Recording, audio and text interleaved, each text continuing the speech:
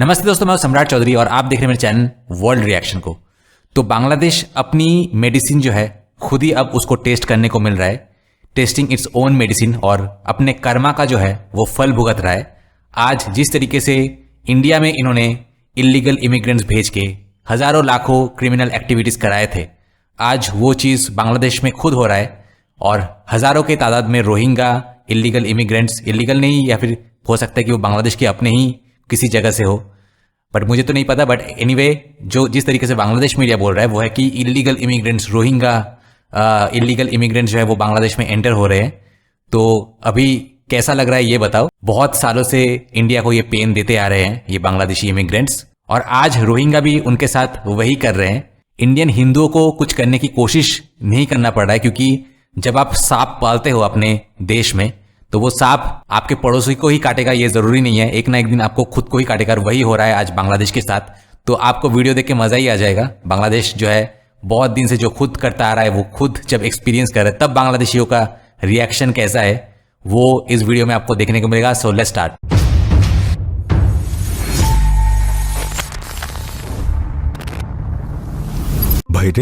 Nobel विजयी doctor Yunus भाइयों, Nobel पुरस्कार विजेता डॉक्टर यूनुस साहब ने हमें बताया था कि 1,80,000 रोहिंगा अपने देश वापस जाकर ईद मनाएंगे, लेकिन अब सुनने में आ रहा है कि नए सिरे से 1,13,000 रोहिंग्या लोग बांग्लादेश में प्रवेश कर चुके हैं। अगर ऐसा ही चलता रहा तो कुछ दिनों में देखा जाएगा कि रोहिंग्या अपनी स्वतंत्रता के लिए आंदोलन करने लगेंगे। उनके उस आंदोलन को भारत जैसे पड़ोसी देश से भरपूर समर्थन मिलेगा। आखिरकार ऐसा दिन भी आ सकता है जब रोहिंगा हमें ही हमारे देश से बाहर निकाल देंगे। अब भले ही रोहिंग्याओं के लिए अलग कैंप बनाए गए हों, लेकिन सच ये है कि वे पूरे बांग्लादेश में फैल चुके हैं। कहा जा रहा है कि कई रोहिंगा लोग बांग्लादेशी पासपोर्ट बनवाकर दूसरे देशों में चले गए हैं। अब मेरा सवाल ये है, उन्होंने बांग्लादेशी पासपोर्ट आखिर बनाया कैसे? कहावत है, पैसा देने से बाघ की आंख भी मिल जाती है, और हमारे देश में तो पैसे देने से पंखों वाली परी के साथ भी संबंध बनाए जा सकते हैं। इतने वर्षों से रोहिंगा समस्या का कोई समाधान नहीं निकल पाया है। वैसे भी हमारे देश की आर्थिक स्थिति पहले से ही खराब है। लाखों शिक्षित लोग बेरोजगार हैं, उनके लिए रोजगार की कोई व्यवस्था नहीं हो रही। ऐसे में अगर हमें 14 से 15 लाख रोहिंगा की देखभाल भी करनी पड़े तो यह स्थिति मरते को ऊपर से कोड़ा जैसी हो जाती है। मान लेते हैं कि विदेशों से रोहिंग्याओं के लिए भारी मात्रा में दान आता है, लेकिन भाई इस तरह कब तक? दिन बीतते जा रहे हैं, साल गुजरते जा रहे हैं, फिर भी इस समस्या का समाधान नहीं निकल रहा। बांग्लादेश में हर साल औसतन 30,000 रोहिंग्या बच्चे जन्म ले रहे हैं और ये औसत और बढ़ेगा। अगर ये सिलसिला यूं ही चलता रहा तो एक समय ऐसा आएगा जब रोहिंगा अपने बच्चों के जरिए पूरे बांग्लादेश में फैल जाएंगे। उस समय उनके रहने की व्यवस्था कौन करेगा? क्या हम प्यार दिखाकर अपने ही घरों में उन्हें बसने देंगे? हमारा देश पहले से ही बहुत छोटा है, उस पर अगर हर साल इसी तरह रोहिंगा लोगों की संख्या बढ़ती रही तो स्थिति ऐसी हो जाएगी कि आसमान में तारे तो बहुत होंगे, लेकिन हमारे पास तीर चलाने को कुछ नहीं रहेगा। ये सब देखकर मेरा दोस्त केरामत कह रहा था कि कुछ दिनों बाद रोहिंगा लोग खुद ही हमारा देश अपने कब्जे में ले लेंगे। इससे अच्छा तो यही होगा कि हमें ही पहले से म्यांमार भेज दिया जाए, ताकि हम वहां जाकर पहले से बसना शुरू करें। कम से कम बाद में रोहिंग्याओं की लात खाकर बेइज्जती के साथ निकाले जाने से बेहतर है कि हम सम्मान के साथ खुद ही पहले चले जाएं। कॉक्स बाजार में ऑफिशियली 12 लाख रोहिंग्याओं को शरण दी गई है, लेकिन उनकी वास्तविक संख्या इससे कहीं अधिक है। वे ड्रग ट्रेड, प्रोस्टिट्यूशन, चोरी, लूटपाट और अन्य कई आपराधिक गतिविधियों में शामिल हैं। हमें तो अपने ही देश के अपराधियों से राहत नहीं मिलती, ऊपर से जो बाहर से आकर बस गए हैं उनके अपराधों को कैसे सहन करें? अब जो नया वोटर लिस्ट तैयार हो रही है उसमें कितने रोहिंगा लोग घुसपैठ करके खुद को बांग्लादेशी नागरिक घोषित कर लेंगे, इसका कोई अंदाजा नहीं है, क्योंकि हमारे देश में पैसे से सब कुछ संभव है। कुछ दिन पहले मैंने देखा कि नीलफामारी जिले में 19 रोहिंगा लोगों को वोटर के रूप में पकड़ा गया। कॉक्स बाजार में कड़ी निगरानी के कारण वे नीलफामारी चले गए और वहां नकली प्रमाण पत्र बनवाकर वोटर बन गए।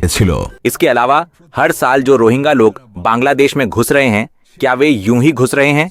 नहीं, वे इसलिए प्रवेश कर पा रहे हैं क्योंकि सीमा पर भ्रष्टाचार हो रहा है। रोहिंगा कैंपों के भीतर वे सीक्रेटली चुनाव करते हैं। हर कैंप के अंदर वे अपने प्रतिनिधि और टीम लीडर नियुक्त करते हैं। क्या इसकी कोई गारंटी है कि ये गतिविधि केवल कैंप के भीतर ही सीमित रहेगी और बाहर नहीं फैलेगी? रोहिंगा इशू नहीं है। जैसे ही कोई रोहिंगा मुद्दे पर कुछ बोलता है, आप लोग गालियों की बौछार कर देते हैं। मेरे पूरे खानदान को जैसे साबुन से धोने लगते हैं। कमेंट बॉक्स इमोशंस के टॉर्नेडो में बह जाता है, फेसबुक पेज और यूट्यूब चैनल बंद कराने की धमकी मिलने लगती है। लेकिन आप ये नहीं समझते कि जब किसी चटाई पर बहुत अधिक लोग बैठ जाते हैं तो वहां पेट नहीं बनता। मेरी क्षमता है कि मैं 5 लोगों के खाने पीने की व्यवस्था कर सकूं, लेकिन अगर 3 अतिथि मेरे घर में सालों साल रहने लगें तो मेरे लिए मुश्किल होगी ही। पड़ोसी कितने दिन तक और खाना खिलाएंगे? खैर, अंत में मैं गुलाम हुसैन एक काम की बात कहना चाहता हूं। डॉक्टर यूनुस साहब से निवेदन है कि रोहिंग्या समस्या का एक उचित समाधान निकाला जाए। उन्हें उनके देश म्यांमार वापस भेजने के लिए जो भी आवश्यक कदम हैं वे इमीडिएटली उठाए जाएं। अगर ऐसा नहीं हुआ तो हम बांग्लादेशियों के पास बस एक ही रास्ता बचेगा, हम बांग्लादेशियों के माथे पर यूरोपीय वीजा फेंक दो, हम यूरोप चले जाते हैं। আমরা ইউরোপ চলে যাই।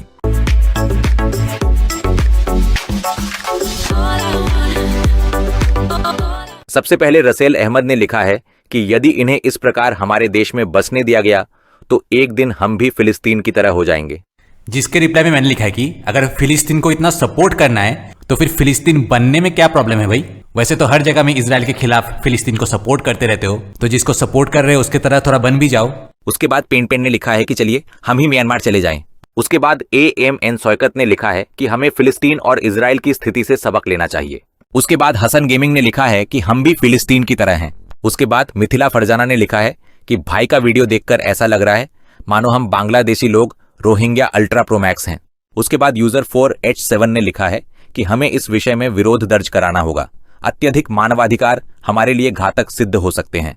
जिसके रिप्लाई में मैंने लिखा है कि मानवाधिकार मत बोलो, अगर मानवाधिकार होता तो बांग्लादेश में जो हिंदू है उनको भी अधिकार मिलते, क्योंकि उनका रिलीजन अलग है, क्योंकि वो हिंदू है इसलिए उनको 1% भी राइट नहीं मिलता, और क्योंकि रोहिंग्या लोग जो है मुस्लिम हैं तो उनको तुम्हें राइट देने में, उनको तुम्हारे सरकार को राइट देने में कोई प्रॉब्लम नहीं है। तो ये मानव अधिकार नहीं हो, ये इस्लाम अधिकार हुआ, और तुम्हारे जैसे जहर को ये रोहिंग्या जैसे जहर ही काट सकता है। उसके बाद BD तारिक इस्लाम ने लिखा है कि मैं आपकी बात से पूरी तरह सहमत हूं, हमें अभी से सतर्क हो जाना चाहिए, नहीं तो भविष्य में हमें बहुत बड़ी समस्याओं का सामना करना पड़ेगा। उसके बाद रूहुल अमीन ने लिखा है कि इन्हें विद इमीडिएट इफेक्ट देश से एक्सपेल्ड किया जाए। उसके बाद तनवीर हुसैन ने लिखा है कि सीमा की सुरक्षा को और अधिक मजबूत किया जाना चाहिए। उसके बाद A to Z ने लिखा है कि समय करीब आ रहा है। उसके बाद मोहम्मद शैदुल इस्लाम ने लिखा है कि सभी को अपनी अपनी जगह पर आवाज उठानी चाहिए और बांग्लादेश में ह्यूमैनिटेरियन कॉरिडोर्स को खोलने पर प्रतिबंध लगाया जाना चाहिए, क्योंकि बांग्लादेश में ह्यूमैनिटेरियन कॉरिडोर देश के लिए एक खतरा बन जाएगा। उसके बाद रेजाउल इस्लाम ने लिखा है कि आपके यूनुस साहब को लगता है कि वो अपने देश को फिलिस्तीन बना देंगे। उसके बाद मेट्रेडर्स 426 ने लिखा है कि डॉक्टर यूनुस सर की सबसे बड़ी सफलता होगा रोहिंग्या मुद्दे का समाधान करना। उसके बाद ऋषभ पॉल ने लिखा है कि डॉक्टर यूनुस से इस्तीफा मांगता हूं। उसके बाद जहांजेब जिन्ना ने लिखा है कि रोहिंग्या को बाहर करो, देश बचाओ। उसके बाद पल्लव कांति सरकार ने लिखा है कि मुसलमान भाई भाई कहो अल्हम्दुलिल्लाह, अल्लाह जन्म दे रहे हैं, अल्लाह ही खाना देंगे। उसके बाद शुहार्तो ने लिखा है कि यूनुस फिर से नोबेल पुरस्कार पाने की आशा में ऐसा कर रहे हैं। उसके बाद जिशान ने लिखा है कि बर्मा पर कब्जा करना उचित है। उसके बाद कमल मुंशी ने लिखा है कि म्यांमार को चिन्ह और राखाइन प्रोविंस पर कब्जा करना चाहिए ताकि रोहिंग्याओं के निवास के लिए स्थान तैयार किया जा सके। उसके बाद अराफात रहमान ने लिखा है कि यदि यूनुस सर कोई कदम नहीं उठा सकते तो कृपया सीमा खोल दें, बाकी काम हम देख लेंगे। उसके बाद सागर महमूद ने लिखा है कि तुम्हारे देश में बांस घुसा दिया जाएगा। उसके बाद सादिक सरदार ने लिखा है कि आजकल लगता है बॉर्डर गार्ड्स ने भी रिश्वत लेना शुरू कर दिया है, हाय रे बांग्लादेश। उसके बाद क्रिकेट पागला ने लिखा है कि काम कुछ नहीं है, घर बैठे प्रोडक्शन बढ़ा रहे हैं, 12 लाख में 30,000 प्रोडक्शन सोचा जा सकता है। उसके बाद मोहम्मद अब्दुल्ला शेख ने लिखा है कि युद्ध के अलावा कोई उपाय नहीं है। उसके बाद आयरनविल ने लिखा है कि नेक्स्ट पैलेस्टाइन इज बांग्लादेश। उसके बाद तनु ने लिखा है कि जो हम देख रहे हैं हमारे भाग्य में शनि नाच रहा है। उसके बाद तकरीर ने लिखा है कि अगर रोहिंग्या की बजाय पाकिस्तानी क्यूट लड़कियां अगर आती। उसके बाद साइलूफैक्स ने लिखा है कि चलो हम भारत चलें। जिसके रिप्लाई में मैंने लिखा है कि भारत क्यों भाई, दिन रात तो तुम्हारे देश और तुम्हारे देश के मीडिया पाकिस्तान की गुणगान गाते रहते हैं, तो पाकिस्तान जाओ। तुम्हारा देश तो बोलता रहता है कि इंडिया कितना बुरा देश है, तो इंडिया क्यों आ रहे हो भाई? जाओ जाके पाकिस्तान में बस जाओ।